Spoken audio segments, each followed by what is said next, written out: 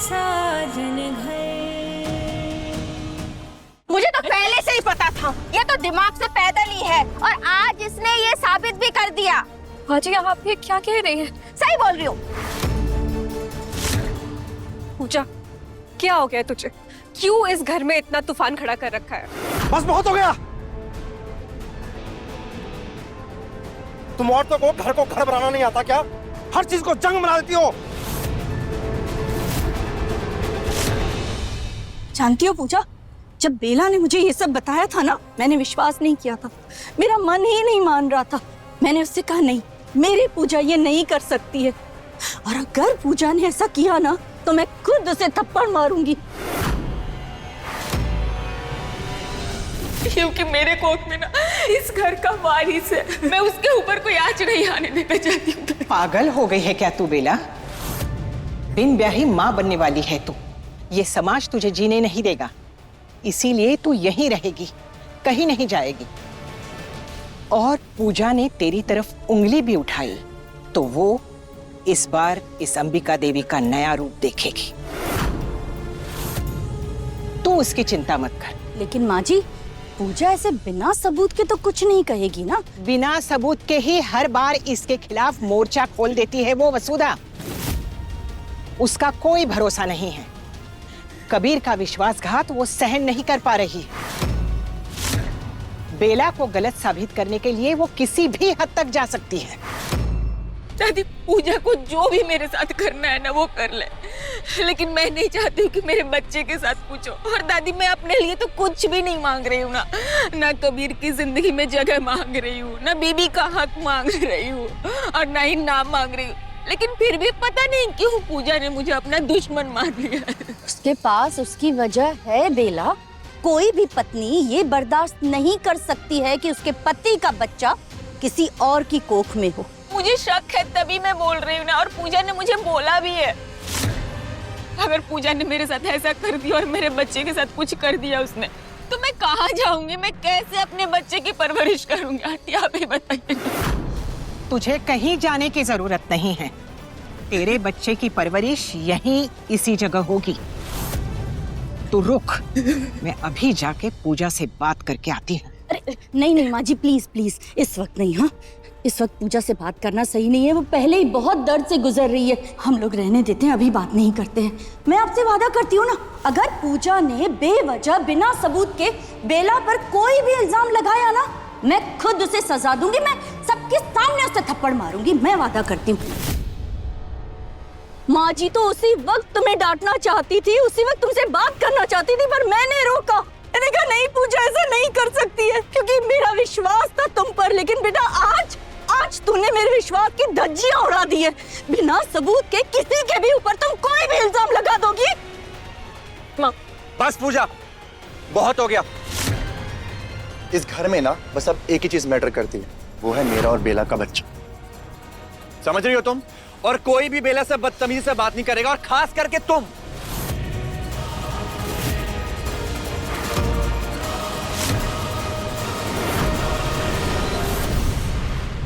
आप सब लोग देख रहे हैं ना, कबीर जी नहीं, ये बेला के शब्द, और उन्हें खुद नहीं सुनाई दे रहा कि वो क्या बोल रहे हैं। यही तो मैं आप सबको बोल रही थी। ये प्यार नहीं है, ये वशीकरण है। कबीर जी को खुद भी नहीं पता कि वो क्या कर रहे हैं।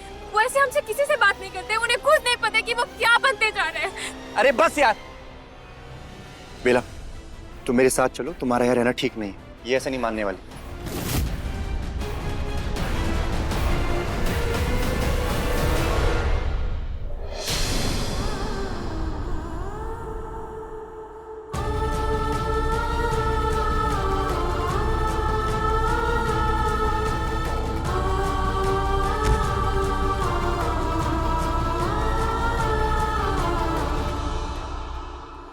आज तो पूजा ने हद कर दी। इतना घटिया इल्जाम लगाने से पहले उसे जरा भी शर्म नहीं आई। मुझे उसका चेहरा तक नहीं देखना है अभी। मन तो करता है कि कुछ दिनों के लिए पूजा को घर से बाहर रख दो, ताकि बेला शांति से हमारी वारिस को जन्म दे सके। ये आप क्या कह रही हैं अंबिका जी? मैं सही कह रही हूँ। पूजा इस घर से बाहर ही रहनी चाहिए। माँ जी प्लीज आप शांत हो जाइए। ये मैं मानती हूँ पूजा ने गलत किया है, जी हमें उसकी हालत भी समझनी होगी ना। पूजा सिर्फ बहू ही नहीं बल्कि एक पत्नी भी है, और किसी भी पत्नी के लिए ये सुनना कि उसके पति का रिश्ता किसी और औरत के साथ जुड़ा हुआ है और एक बच्चा भी होने वाला है, ये किसी तूफान से कम नहीं है। हो सकता है इसी झटके से उसके मानसिक संतुलन पर गहरा असर पड़ा हो, और वो जो भी कुछ कह रही है जरूरी नहीं वो ये सब सच हो। वो अपने दर्द में, अपने गहरे दर्द में बहकर ये सब कर रही है। माँ जी प्लीज आप समझने की कोशिश कीजिए, पूजा ऐसी नहीं है। वसुधा बिल्कुल सही कह रही है अंबिका जी। आग को आग से नहीं बुझाया जाता, और पल भर का क्रोध इंसान का भविष्य बिगाड़ देता है। क्रोध किसी भी बात का इलाज नहीं है। नहीं, मैं नहीं मानती। दर्द अपनी जगह है, मगर आज पूजा ने जो कहा वो इंसानियत की सीमा लांघना है। आज के बाद पूजा ने बेला और उसके बच्चे के खिलाफ एक शब्द भी बोला ना, तो मैं वादा करती हूँ कि पूजा को घर से बाहर निकालने में मैं एक पल नहीं लगाऊंगी, और तब मुझे कोई नहीं रोक सकता, कोई भी नहीं।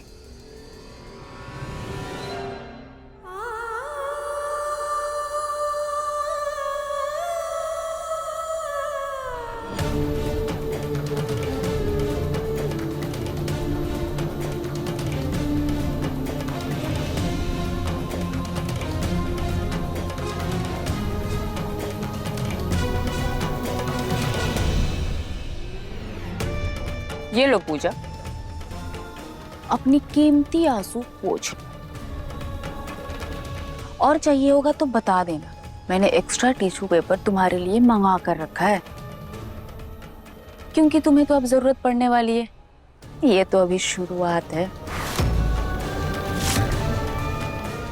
वैसे पूजा तुमने बिल्कुल सही सोचा था, कुछ तो गड़बड़ है, लेकिन मेरा दाव पेच समझने के लिए तुम्हारा ये दिमाग थोड़ा छोटा है। जब तुम डॉक्टर से बात कर रही थी उसी वक्त मानव ने सब सुन लिया था, और उसी वक्त हमने तुम्हारी हार के लिए और बाजी पलटने के लिए सारी की सारी कहानी लिख डाली थी। डॉक्टर, कल डीएनए टेस्ट होगा, अब टाइम से घर आ जाइएगा। मुझे पूरा टेस्ट और प्रोसीजर मेरे सामने, मेरी निगरानी में चाहिए।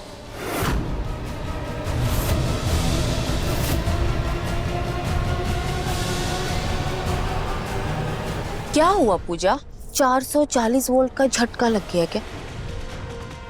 वैसे तुम्हें पता नहीं होगा तो मैं बता देती हूँ, जो कुछ भी डॉक्टर के सामने हालात पैदा हुआ था ना, वो सब सोची समझी चाल थी। याद है तुम्हें जब डॉक्टर कबीर का सैंपल ले रही थी तो उसके हाथ से ब्लड नहीं रुक रहा था, और तुम कॉटन के चक्कर में पड़ गई। डॉक्टर कॉटन दीजिए, खून तो रुक ही नहीं रहा है। और उसी वक्त पूरा खेल पलट गया। मानव ने कबीर का ब्लड सैंपल अपने ब्लड सैंपल से बदल दिया, जिस पे बहुत ही अच्छे और खूबसूरत अक्षर में कबीर लिखा हुआ था।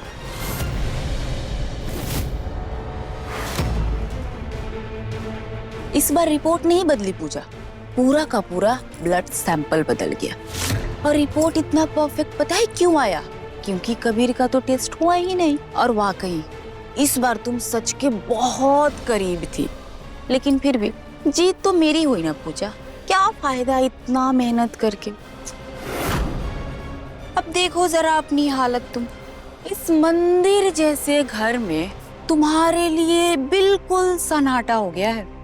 जिसे तुम अपना परिवार बताती थी, उन लोगों ने तो आज तुमसे मुंह ही मोड़ लिया। और कबीर, जिसे तुम प्यार से बचाना चाहती थी, आज वो पूरी तरीके से मेरे वश में है। तुम्हारा प्यार मेरे एक चाल के सामने फीका पड़ गया पूजा। मैं जीत गई हूं और तुम हार गई हो। और सिर्फ इस खेल में नहीं हारी हो तुम अपनी जिंदगी में भी हार गई हो पूजा।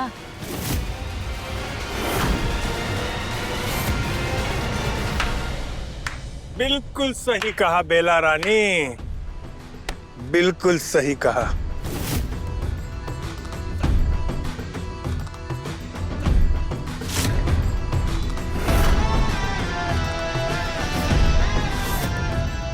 हमेशा की तरह तुम हमारा इस बार भी कुछ नहीं बिगाड़ पाओगी। हम तुम्हारे परिवार को अपनी मुट्ठी में कैद कर लेंगे।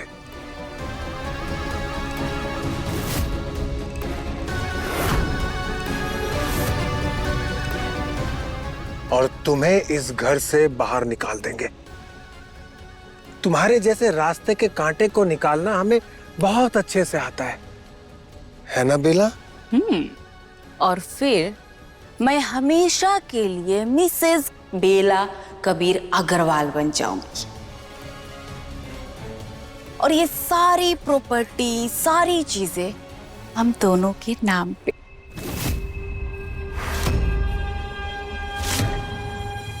और एक मिनट, अगली बार ना ये आंसू पोंछने के लिए किसी को बुला लेना।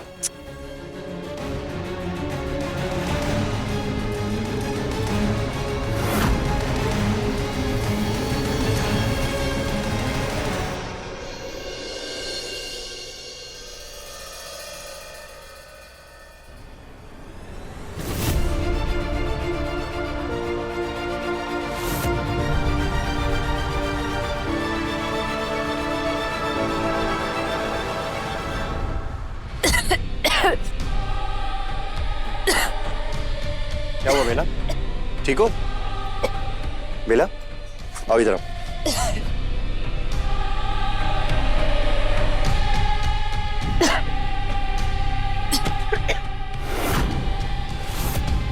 वसुधा, इसके लिए पानी लेके आ जल्दी। हाँ अभी लाई।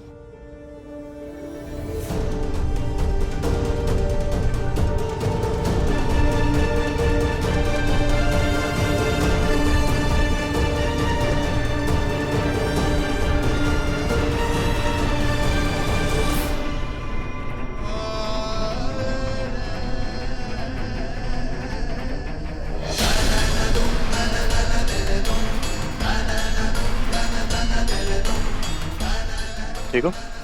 Thank you Kabir.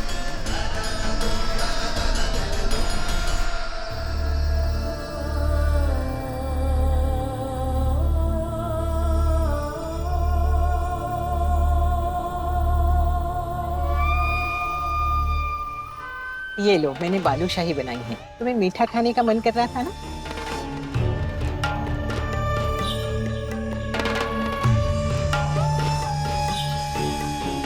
वाह, ये तो बहुत टेस्टी है दादी। है ना? कैसे बनाया आपने? मुझे भी बताइएगा, मैं बनाऊँ। हाँ, सिखा दूंगी। अभी तुम खा लो।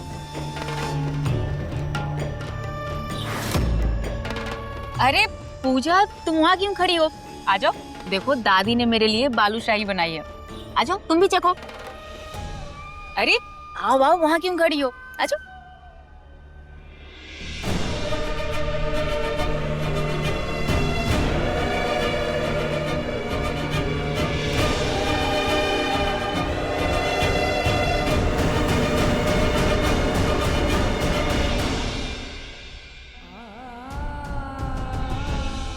इस बार रिपोर्ट नहीं बदली पूजा, पूरा का पूरा ब्लड सैंपल बदल गया। और रिपोर्ट इतना परफेक्ट पता है क्यों आया? क्योंकि कबीर का तो टेस्ट हुआ ही नहीं। जिसे तुम अपना परिवार बताती थी, उन लोगों ने तो आज तुमसे मुंह ही मोड़ लिया। और कबीर आज वो पूरी तरीके से मेरे वश में है।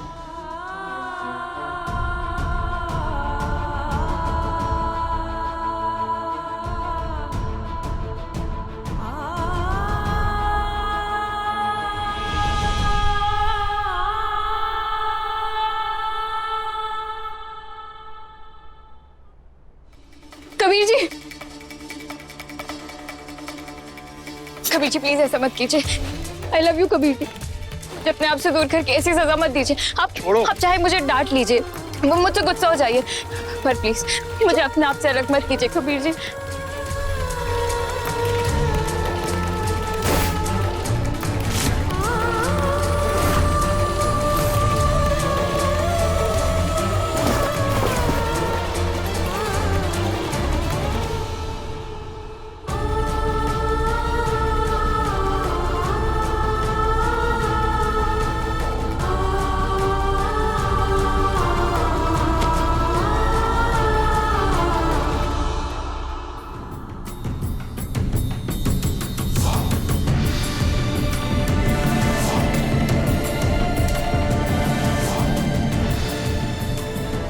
कबीर, तुम यहाँ क्यों सो रहे हो?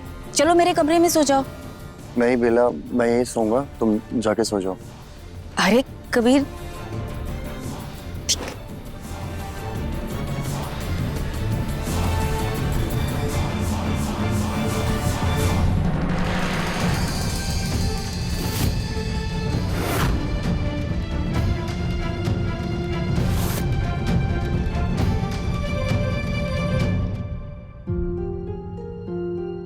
पूजा, कबीर बाहर सोफे पर क्यों सो रहा है?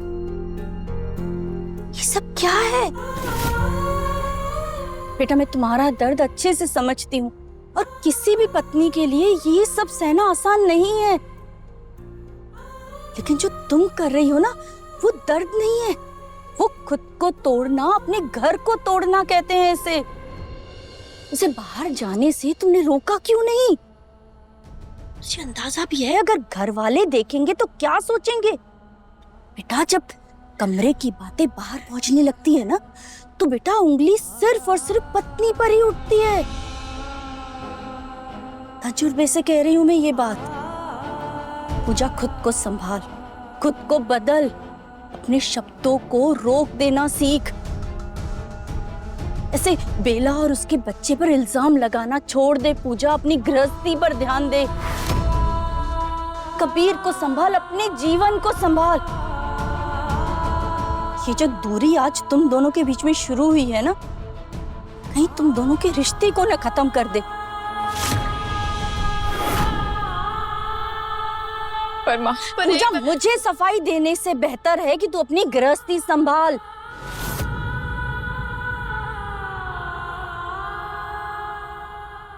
हाँ, मैं आपको कैसे समझाऊं? जो कुछ भी मैं कह रही हूँ वो सच है।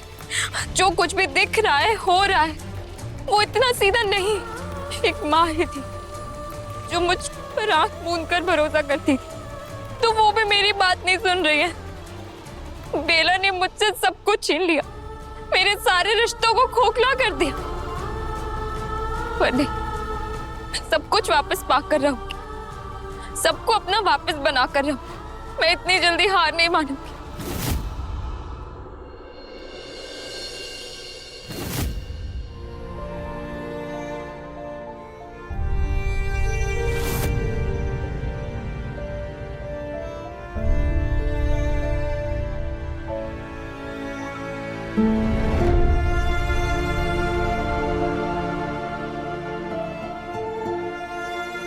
आप मेरी जिंदगी हैं कबीर जी।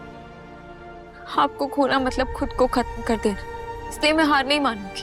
अंधेरा चाहे कितना भी घना क्यों ना हो, पर मैं सूरज की पहली किरण लाकर रहूंगी। मैं बेला के इस चक्रव्यूह को तोड़ूंगी। सच बहुत जल्द सबके सामने होगा। आप इस जाल से आजाद होंगे। मेरा प्यार कमजोर नहीं है कबीर जी। आज हारा जरूर है, पर टूटा नहीं।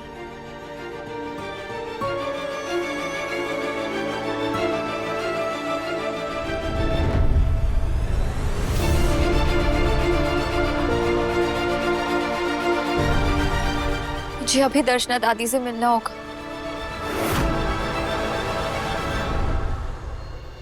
दादी, बेटा, दादी, बेला ने सब कुछ खराब कर दिया। अब मैं सब कुछ कैसे ठीक करूं दादी? मैं क्या करूं? शांत हो जा बेटे। आंसुओं से न सच कमजोर होता है, न झूठ मजबूत होता है। सच को कभी छुपने की आदत नहीं होती, वो बस वक्त का इंतजार करता है, फिर खुद सामने आ जाता है। देख उस चांद को, अमावस्या की रात को वो नजर नहीं आता, पर इसका मतलब ये नहीं कि उसकी रोशनी खत्म हो गई। तू भी वही चांद है जो इस अंधेरे घर को रोशन करेगी।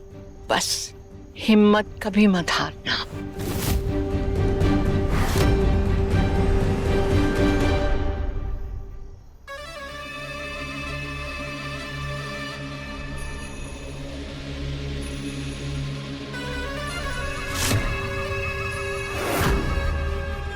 ओह, तो तुम हो इस पूजा नाम के अर्जुन की कृष्णा। अब समझ आया, इस खेल में सिर्फ ये अकेली नहीं थी, तुम इसे गीता का ज्ञान दिए जा रही हो। सही नहीं कर रही हो तुम। फालतू में इसे मेरे रास्ते का कांटा बना रही हो। और तुम दोनों कान खोलकर सुन लो, तुम दोनों की भलाई इसी में है कि एक दूसरे से दूर रहो। आगे ऐसी हालत कर दूंगी इसकी कि 2 गज जमीन भी नहीं देगा इससे उज्जैन में कोई दफनाने के लिए। एक पैर कब्र में लटका है तो जाकर बिस्तर तोड़ो। ये जो उधार की सांसों पे जी रही हो ना, तो फालतू का बर्बाद मत करो, वरना खत्म हो जाएगी तुम्हारी। जबान संभाल कर बात करो बेला। अगर बड़ों से बात करने की तमीज नहीं है तो अपना मुंह बंद रखा करो। वैसे बुड्ढी, अब तक तो तुम्हारा कान खराब हो ही गया होगा, तो कान खोल कर के मेरी बात सुन लो। इससे दूर रहो, वरना सबसे पहले तेरी ही टिकट काटूंगी। मरना और जीना महादेव के हाथ में होता है, और तू डायन मुझे छू भी नहीं सकेगी, समझी? तुम्हें मुझे मारने के लिए छूने की जरूरत नहीं पड़ेगी। बस इस लाडली को घर से लात मार के बाहर निकलवाऊंगी ना, तो तेरी उधार वाली सांसें वैसे भी टूट जाएगी। कल शाम तक का वक्त है तुम दोनों के पास, और देखना कैसे इसे घर से बाहर निकाल के फेंकती हूँ। अगर नहीं निकाला ना, तो मेरा भी नाम बेला नहीं।